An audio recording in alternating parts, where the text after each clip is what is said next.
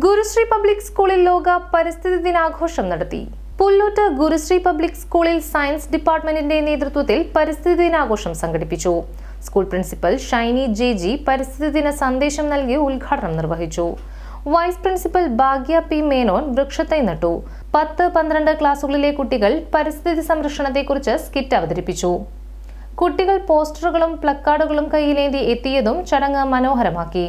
Science department head Reshma Sunil, science അധ്യാപികമാരായ Farhana PA, Karthika K Jadhav എന്നിവർ ആഘോഷത്തിന് നേതൃത്വം നൽകി.